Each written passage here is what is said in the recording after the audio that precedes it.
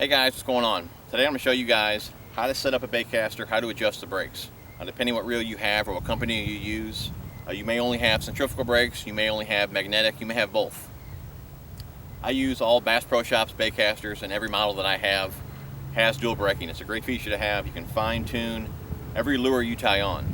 Now, you're still going to have backlashes, we all do, but dual braking will help eliminate a lot of that. Now, the centrifugal brakes are the 6 pins that go around your spool.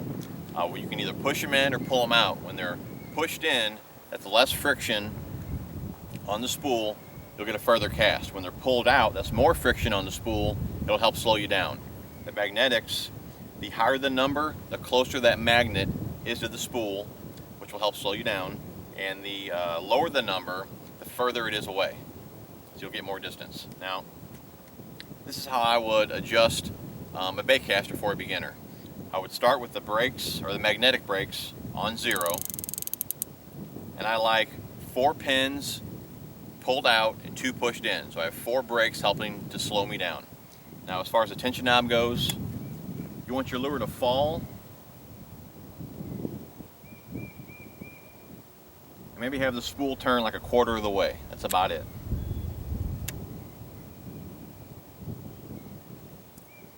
That's about perfect right there.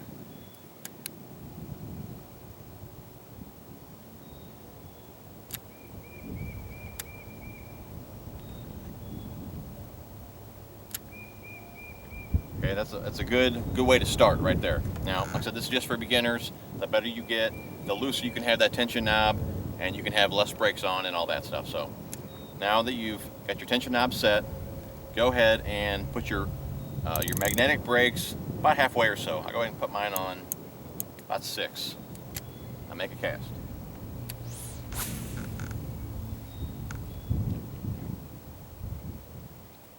Pretty good. No backlash, no overrun.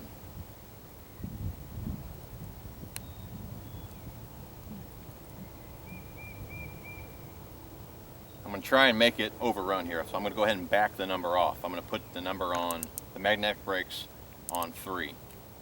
See if I can get it to overrun.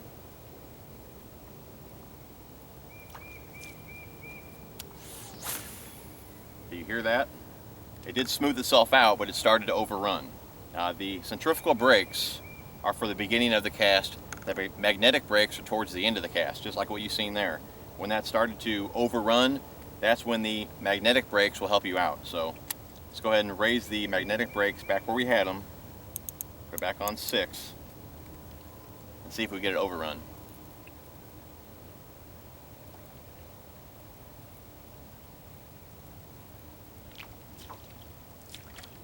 Like I said, an overrun is not a backlash, it's just where the lines kind of spools up. Nice long cast, no overrun, no backlash. So for that lure weight, where I have it set now, it's about perfect. Like I said, the better you get, you can lower your numbers, loosen up the tension knob, and just, use your ear and your thumb. You'll hear that line start to spool up, use your thumb to stop it.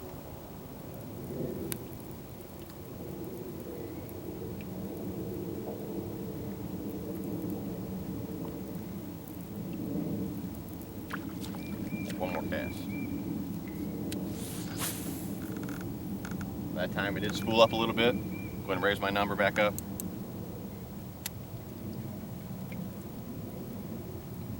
So just within a few casts, you can adjust your lure, adjust the brakes, and you'll be good to go.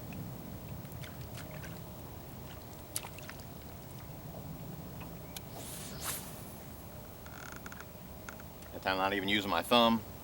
No backlash, no overrun. Give it one more try.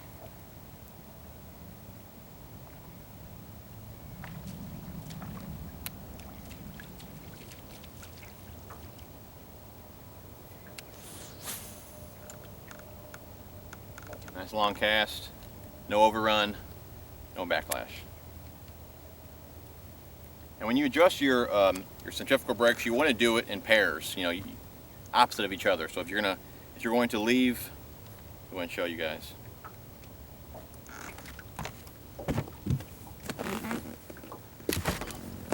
If you're going to leave Like right here I have 4, I don't know if it's going to show up or not, I have 4 pins out. I have the top 2 here and the bottom 2.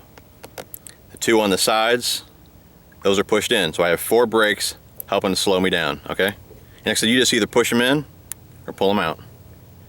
And 4 brakes is normally where I like to keep it. Like I said, I can just adjust the magnets and my spool tension knob to give me a little more distance.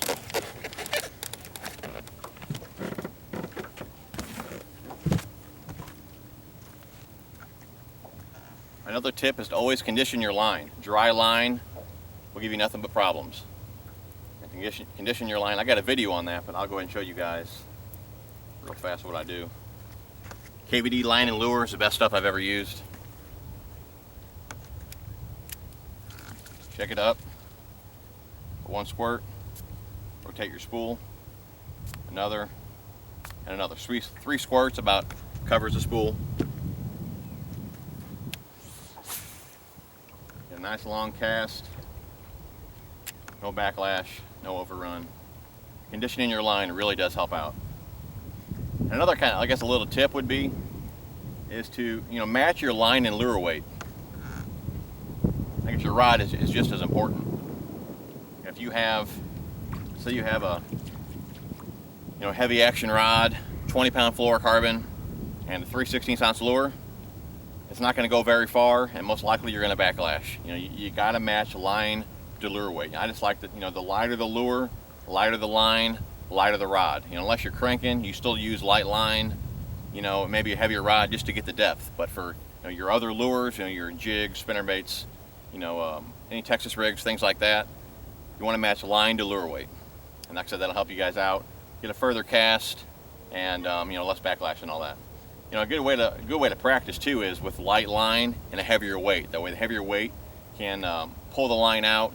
It'll give you less backlash, just while you're starting to practice. And you guys can get the little lure plugs. You guys can get those at like Bass Pro, or probably Walmart even carries those. It's little practice plugs. I would get like a 3/8 or 1/2 ounce. Maybe put a 12-pound line on. Just go in your backyard and start casting. That's how I learned. I was out there, hours every day. Wintertime, when there's nothing else to do, I'd go out in the backyard and just cast for hours. So that's a good way to start out. Lighter line, a little heavier lure, and just to practice. But that's pretty much all the tips I can give you guys, and hope that video helps you guys out. Thanks for watching, and I'll talk to you soon.